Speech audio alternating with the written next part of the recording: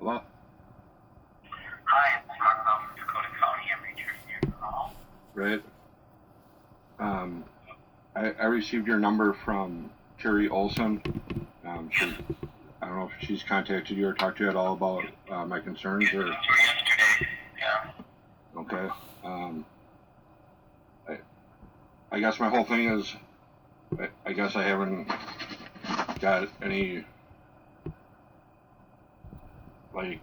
response on why if I have a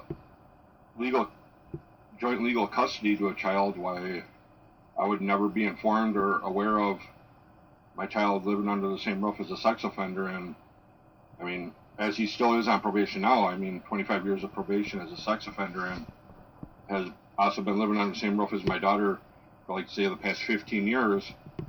I don't believe he was on probation with Dakota County that whole time, but I'm sure at least for the past 7-8 years, or at least for sure. But even say for the past 15 years, he was already registered as a sex offender before they were even living under the same roof, and at any point during that past 15 years, it baffles me on, you know what I mean?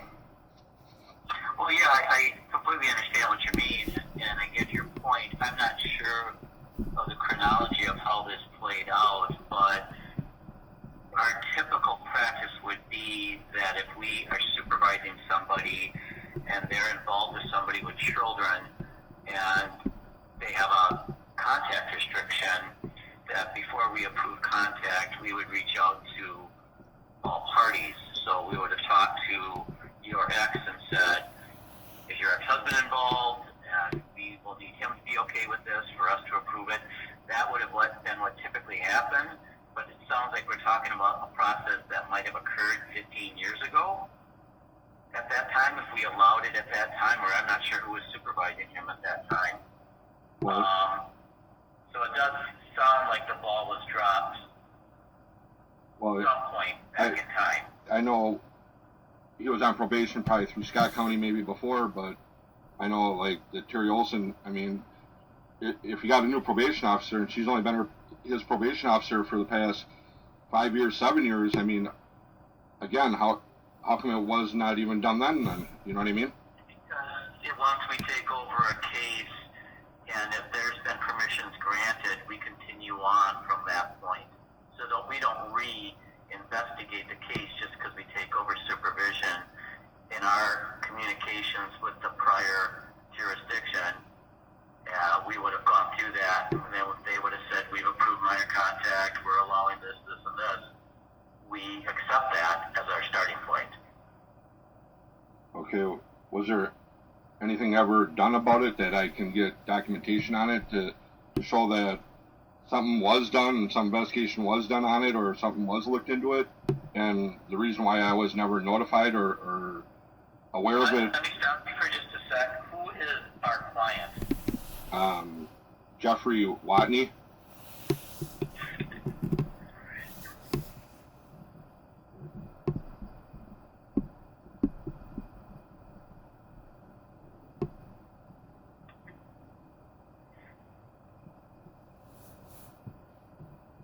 And now, the level of supervision he's on now is our low supervision level. So that's the caseload that Teri oversees. If that's what it So is. at this point, he's been on for a long time, so there's not a ton of contact. So if that's where it is right now, but I'm talking about when it even started, even when it became a caseload for Dakota County, or, you know. Let me just look up and see what I have. So this has been going on for a long time. What is it about right now where you're questioning this? I was never aware of it at all. If I would have known about it before, of course I would have said something, or it was. What I'm wondering is how come I never was aware of it, or it was brought to my attention, or. So you just became aware that he's on supervision? I reached out before and asked all this, and I I got nothing back. I never, I mean, Who did you reach out to before? I contacted Teri Olson before. Okay. But by the time Terry's got the case, the guy's been on supervision for a bunch of years, so is that when this is a handful of years ago that you became aware that he was on supervision? Or were you aware 15 years ago? I was not aware of it 15 years ago. Okay.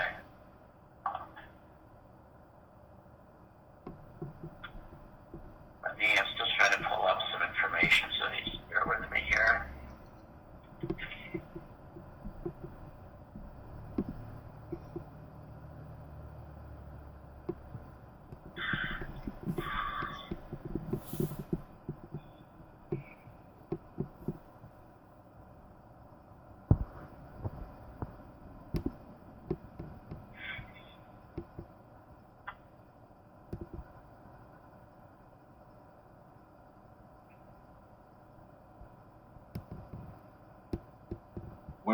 When did he become on probation for Dakota County? We took supervision over, it looks like, in 2005. I'm on the phone. Pardon me? Go ahead. My mom was just asking me something. But go ahead. So in 2005, you guys took his caseload? Yep. He was transferred to us from the other county in 2005. Okay. I'm just trying to see, I'm not seeing the transfer request. It doesn't seem to be in my document database. Let me just...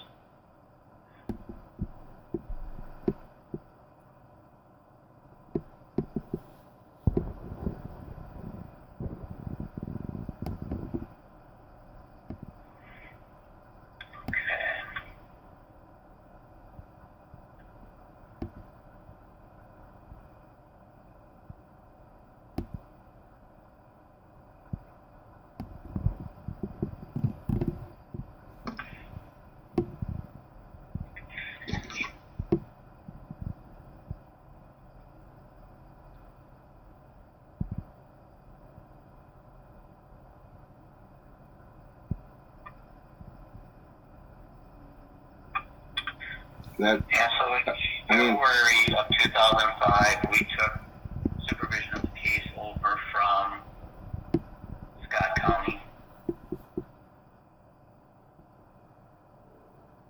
okay, because if it was like February 2005, I mean, that was like pretty much right after he was convicted for the crime. That could be possible, yes. Okay, so then pretty much Dakota County's been the caseload pretty much the whole time on it. So by the time the child was under that roof, Dakota County would have been the one in charge of dealing with him living under the same roof as my daughter. Well, we notified child protection of those instances. And when was that done? Again, you're asking for something that's pretty old. I don't know that I have documentation dating that far back. I'm trying to look at that right now.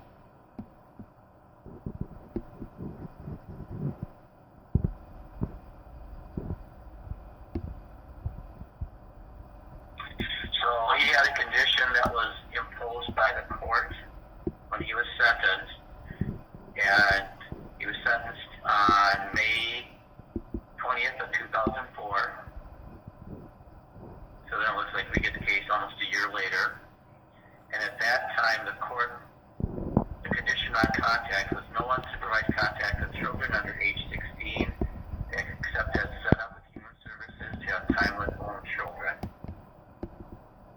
Exactly. And so that's where that was at. So at that time, there was no approval to have contact with your daughter. Exactly. So, see my concern? No, your concern is valid. We're trying to piece together something that happened a decade and a half ago. So I'm not quite sure what you're hoping to accomplish 15 years later. What is it I haven't. like to see happen? What's that? What is it you would like to see happen today?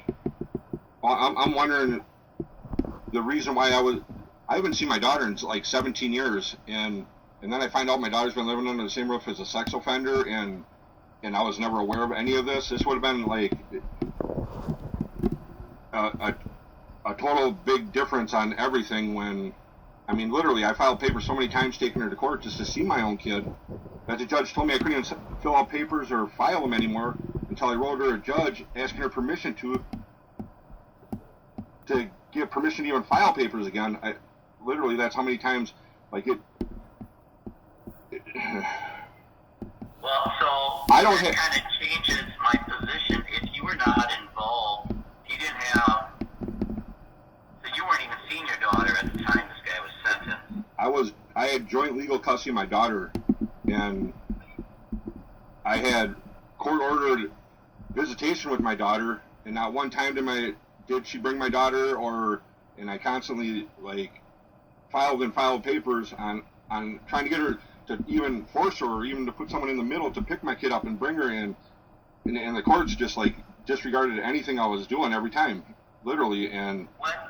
When did watne become involved with your ex? What does that date back to? When did Jeffrey start dating her? Yeah. Was he involved with her when he was sentenced on this case?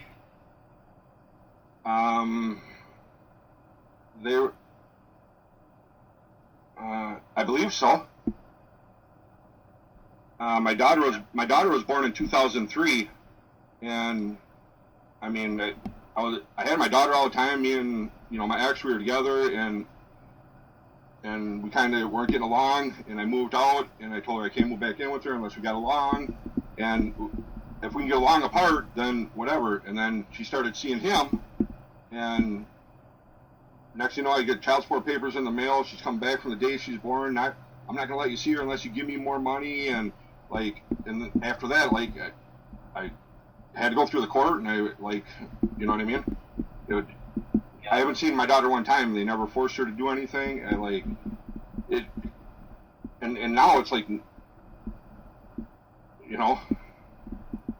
At the time this guy was sentenced, he wasn't living with your ex.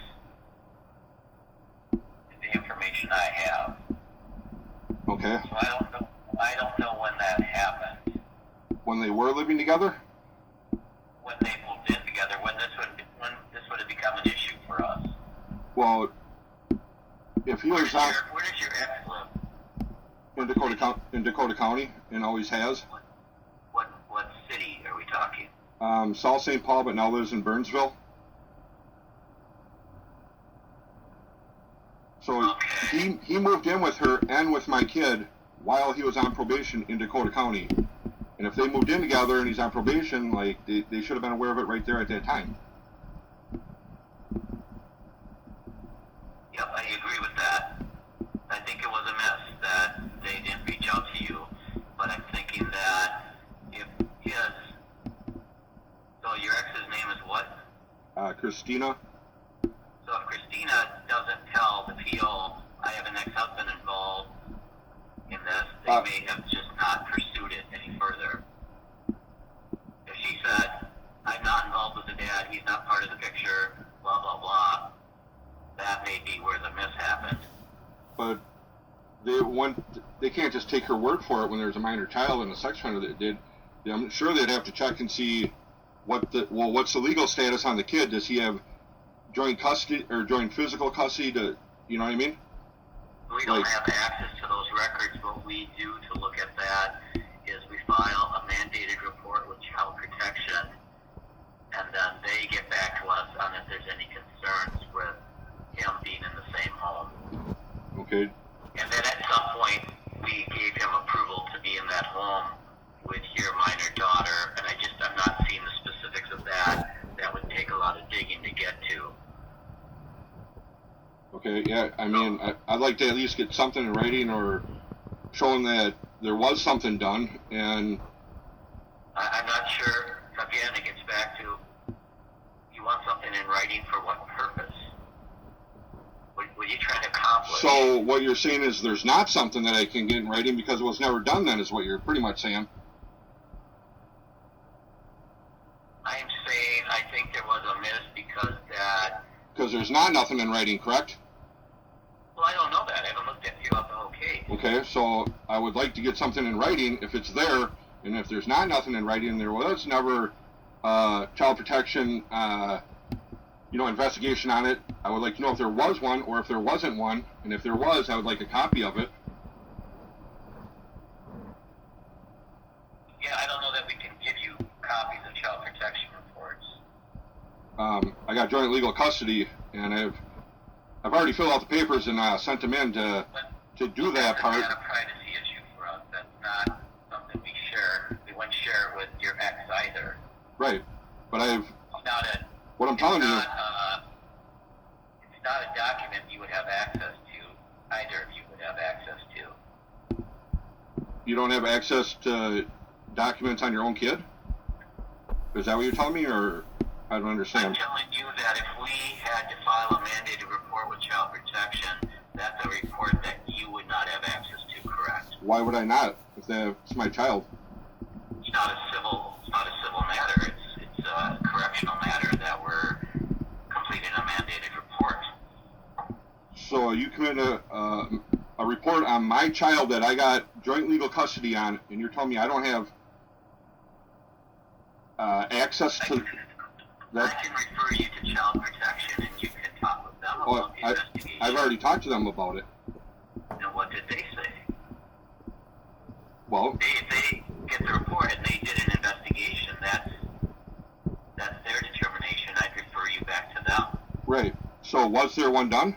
I mean, there would be one on file that's saying there was one done, because you're his probation officer, so it would be on his file if there was one done. Yep, there should be, but we're talking 15 years ago again. Your timeliness makes things a little more difficult because information systems have changed. Things that were saved 15 years ago may not have made it into the transition to the new system. Okay. Well, you have my contact information. If you can reach back to me once you get that information and let me know whether there was one or wasn't done. I may never be able to tell you that. Okay. Well, I'm sure you can look into it and let me know if there was or was not one done, or if you can find a file or you cannot find a file. I'd appreciate it. Again, you got to tell me what you're hoping to do with it. I just told you what I'm hoping to do. I'm hoping to get confirmation on whether one was done or wasn't. And if you're not willing to work with me on this, why don't you give me your supervisor's number? Do you have a supervisor? We all have supervisors. Can I get your supervisor's name and phone number? Yeah. Okay. His name is Jim Scoville. Can you spell the last name? Scoville. B-I-L? V as in Victor. All right. I-L. And his phone number? It is 952-891-7233. 7233? Yep. Okay. But I'm not sure why you're calling him yet, because we've not really come to a conclusion here. Well, again, it's 554. His phone number is 952. Oh, 952. 7233. Okay. Well, I just told you what my concern is. I mean, I'm trying to get whether there was one done or not done, and why I was never informed, and if he's been on probation through Dakota County this whole time, during the time the transaction happened where he was then moving in with my ex and my child. So Dakota County, it's not something passed on from Scott County to Dakota County where it was already living together. They moved in together while he was on probation in Dakota County, and has been on probation in Dakota County for at least a year until they moved in together. So Dakota County is the one that would be responsible for doing all that, not it was passed on from his prior probation office. Dakota County was in progress. He was part of Dakota County's probation while the time that they did move together. They would have been the one responsible in having something done and having me notified or something during the whole process of all that. So what I'm asking is, like, I'd like to know when one was done, and if it wasn't done or whatnot, and if there was, I'd like to see something, the report on it, or a reason why I was never informed or contacted about it on my behalf if I have joint legal custody, because I think that's something that I'm sure they would have looked into. Now, I've been to prison, I got out, I was a felon, and if I had anyone else living in my house that was a felon, they would do a background check on that person, and they would allow me to live with that person or not live with that person. So if you're a sex offender and you're moving in with someone, I know they do a background check on the person they're moving in with, because that's just standard procedure. I mean...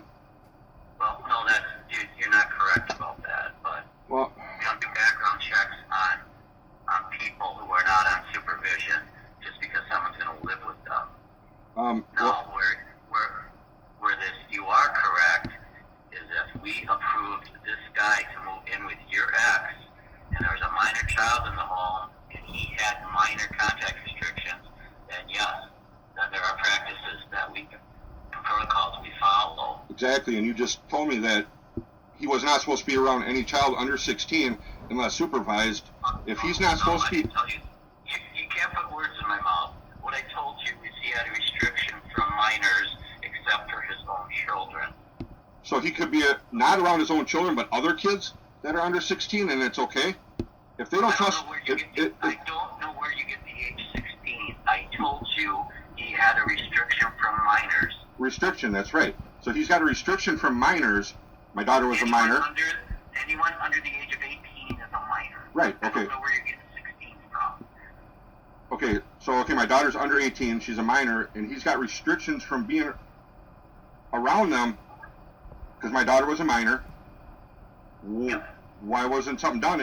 If my daughter's a minor living under the roof with him, and he's got restrictions to not be around minors, how could it be that he was around my own kid and I never even was aware of it? Again, you need to give me some time to look at that. I don't know the specifics of that without trying to dig through the case.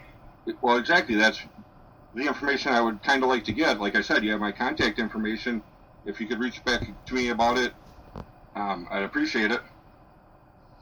Let me look at it, and I'll get back to you, and there may be things I can't share with you, and I may have to refer you on to people. I know that I can't be giving you a child protection mandated report because that's not public information. So that's not going to go to you. That wouldn't go to your ex. It's not going to go to anybody but between the two professional organizations. What two professional organizations? So us and child protection. Okay. All right. But give me a chance to look at it. Okay. So I will look at it. I'll get back to you. I don't think that's going to necessarily be today. Let's say I should be able to get back to you by the end of the week. All right. And you're still free to call Jim. If you feel like you need to do that, well, I'll just take it from here and see what happens. I mean... All right. Let me do some digging and I will get back to you. All right. Thank you. You bet. Bye. Bye. Just to be clear, Stacy Olson has been his probation officer for the past 10 plus years. And it was 2018, apparently, when they did a mandate report